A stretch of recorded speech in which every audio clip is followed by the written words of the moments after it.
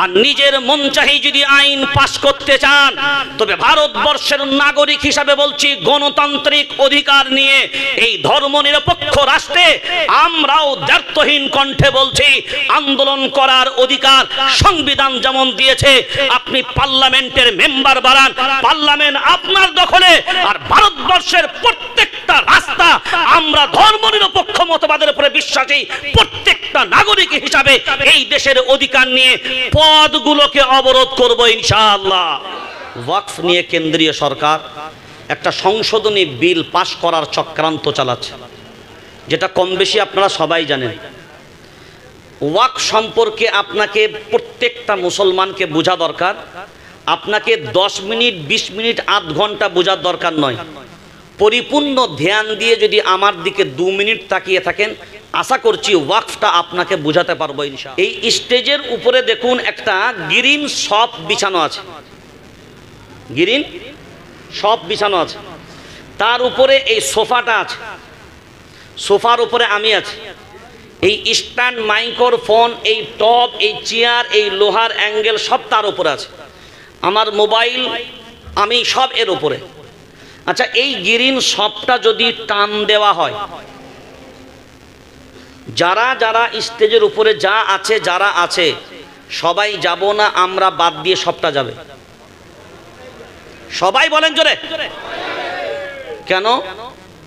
টান দিয়েছি সব, সপের উপরে আছে সব, সপের উপরে আছে সব। কেন্দ্রীয় সরকার বলছে ওয়াকফ সম্পত্তি আমরা সরকারের তত্ত্বাবধানে নেব। আপনাদের এলাকার মসজিদগুলো যেগুলো আছে, এগুলো ফাঁকা জায়গায় শূন্যে দাঁড়ানো না মাটির উপরে আছে? তাহলে একটা জায়গার দরকার হয়েছে। এই মসজিদটা যে জায়গার উপরে আছে, এই জায়গাটাই হলো ওয়াকফ, এই জায়গাটাই হলো ওয়াকফ। তাহলে ওয়াকফ সম্পত্তির উপরে মসজিদ, মাদ্রাসা যে জায়গাটার উপরে হয় ওই জায়গাটা হলো ওয়াকফ, কবরস্থান যে জায়গাটার উপরে হয় এই জায়গাটা হলো ওয়াকফ, মক্তব যে জায়গার উপরে হয় এই জায়গাটাই হলো ওয়াকফ। এছাড়া আদার্স আরও মসজিদের, মাদ্রাসার, মক্তবের বিভিন্ন জায়গা ফাঁকাও থাকতে পারে, কিন্তু ওয়াকফ হলো এইগুলো সব। এখন বলেন, সরকার যদি বলে ওয়াকফ নেব, মসজিদ নেব বলেছে, মাদ্রাসা, মক্তব, কবরস্থান বলেছে কি জায়গা নেব? যে সবটা নেব বলছে সে কিন্তু বলেনি আমি সিদ্দিকুল্লাহকে নেব, সোফাটা নেব, মাইক্রোফোন নেব। সে কি বলেছে? সবটা নেব। সব টানলে যেমন সবাই যাবে, এখন বলেন জায়গা টান মারলে মসজিদও, মাদ্রাসাও, মক্তব, কবরস্থান। বুঝাতে পেরেছি না পারি নাই? যে আসল এই সম্পদ নিলে কি যাবে আর কি থাকবে, বাস এটা এবার বুঝে নেন। সেই জন্য আমরা দ্ব্যর্থহীন ভাবে বলছি, স্বরাষ্ট্রমন্ত্রী বলেছে হার হালতে এ বিল পাশ করব, এটা মগের মুলুক না। আমরা যদি দল মত ভুলে গিয়ে, কালার রং ভুলে গিয়ে ঐক্যবদ্ধভাবে যদি একবার রুখে দাঁড়াতে পারি, আর আমরাও ঈমানি দাবি নিয়ে বলছি আমার রবের ঘর, কোরআনের ঘরকে বাঁচানোর জন্য যদি আপনি বলেন এ বিল পাশ করবই, তবে আমরা বলছি হার হালতে সার্বিক শক্তি দিয়ে হলে এই বিল আমরা ইনশাআল্লাহ রুখবই। পারবো ইনশাআল্লাহ।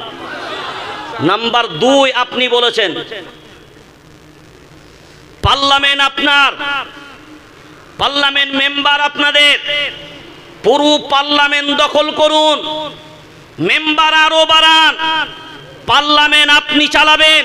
আর নিজের মন চাহি যদি আইন পাশ করতে চান, তবে ভারতবর্ষের নাগরিক হিসাবে বলছি, গণতান্ত্রিক অধিকার নিয়ে এই ধর্মনিরপেক্ষ রাষ্ট্রে আমরাও দ্ব্যর্থহীন কণ্ঠে বলছি, আন্দোলন করার অধিকার সংবিধান যেমন দিয়েছে। আপনি পার্লামেন্টের মেম্বার বাড়ান, পার্লামেন্ট আপনার দখলে, আর ভারতবর্ষের প্রত্যেকটা রাস্তা আমরা ধর্মনিরপেক্ষ মতবাদের উপরে বিশ্বাসী প্রত্যেকটা নাগরিক হিসাবে এই দেশের অধিকার নিয়ে পদগুলোকে অবরোধ করব ইনশাআল্লাহ।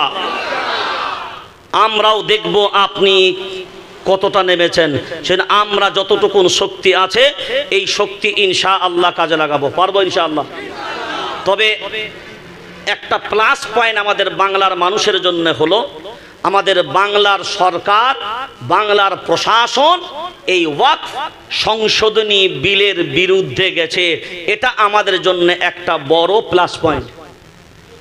বাংলা সরকার এর বিরোধ করেছে, এটা আমাদের পশ্চিমবঙ্গের মানুষের জন্য একটা বড় কি প্লাস পয়েন্ট। সেই জন্য বাংলার প্রশাসন, বাংলার সরকারকে আমরা এই জন্য সাধুবাদ জানাই যে এই সম্পত্তির আপনার বিলের বিরোধিতা করার জন্য যারাই বিরোধিতা করবে আমরা তাদের সকলকেই সাধুবাদ জানাবো। কারণ এটা দেশের ভারসাম্যকে রক্ষা করার জন্য একটা বড় পদক্ষেপ। এটা মনে রাখবেন, যদি আপনার জায়গার প্রয়োজন হয়, রেলের জায়গা কম আছে, কথা বলেন না, সেনাবাহিনীর জায়গা কম আছে, এগুলো তো আপনাদের জায়গা, তো ওইগুলো মজা লাগলো না, মুসলমানদের জায়গাটাই মজা লাগছে। মিষ্টি যেখানে পিঁপড়ে পিঁপড়ে সেখানে, বাস এতটুকুন যদি মনে রাখি, সেই জন্য প্রকৃত মুসলমান হয়ে যান, প্রকৃত ঈমানওয়ালা হয়ে যান। আল্লাহর সাহায্য আমাদের উপরে আসলে দুনিয়ার কেউ ঠেকাতে পারবে না। এইটাই যদি মনে রাখি, ইনশাআল্লাহ আমরা কামিয়াবি হব। সেই জন্য আমার আলোচনাগুলো ভালো করে মূল্যায়ন করবেন। যদি নিজেকে ঈমানওয়ালা দাঁড় করাতে পারেন, অবশ্যই ফায়দা আছে।